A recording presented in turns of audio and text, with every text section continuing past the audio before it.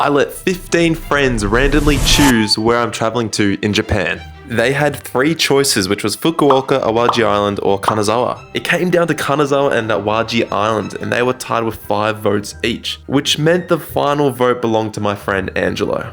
Flynn Mather, your final vote is Awaji Island. So I packed my bags, booked a hotel for 2 nights, and I left literally the next day. I think the ferry takes around 2 hours to get to Tokushima, so it's gonna be a nice trip.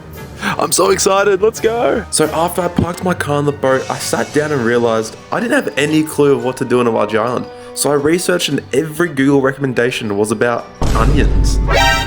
There were onion lollies, onion seeds, onion signs, onion plushies, onion soup, a mega-sized onion, why is it even that big, and even onion claw machines. So I had to try it for myself, and I tried the burger.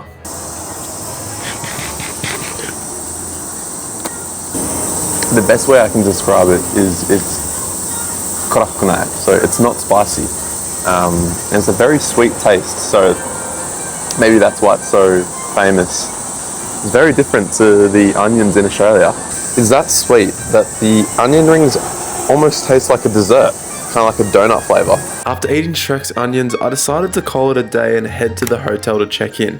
I was absolutely wrecked after travelling to Awaji Island, and with a massive day 2 planned, I knew I needed to get some sleep.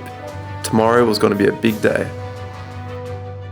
So I woke up very early, and of course I had to go to the convenience and get a fast breakfast. I got a coffee and a onion thing, of course, and just like I'd planned, I'd spilt the coffee everywhere. So I went to a different convenience, got some baby wipes, I think, cleaned the mess up, and I was on my way to the Naruto whirlpools.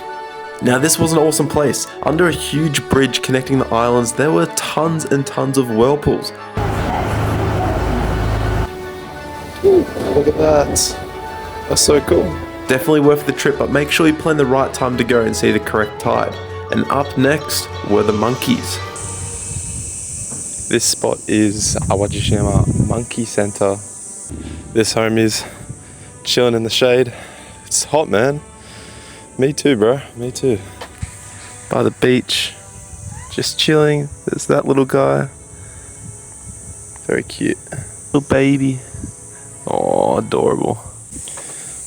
I was too distracted with the monkeys that I didn't even realize there's a deer right there having a bath, and this guy's just an absolute engineer. So he's working hard. Oh.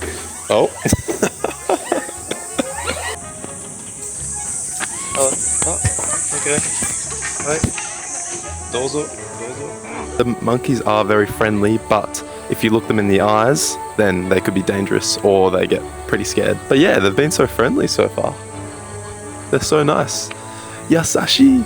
Honestly, the monkeys might have been the highlight of the trip so far, but up next I was headed to somewhere more relaxing. This is Hanasajiki. It is in northern Awaji and it has lots of flower fields. This place was stunning, and this shot was probably my favorite of the trip. I love how the angles line up with the different flowers in the tree. It would have been best to be here in spring, but with summer being out, there were still tons and tons of sunflowers. I took way too many videos of these flowers and had to delete half of them. I definitely recommend this place, and since it's free, I think it's worth the visit. Anyway, the day was coming to an end and I was pretty hungry, so I went to this place on the beach called Chef's Garden. So yeah, it's got all these food cuisines right by the beach, and you can relax and watch the waves. The monkeys are back. I ended up ordering gapo rice from Thailand, so we'll see how it is. Looks great, so itadakimasu.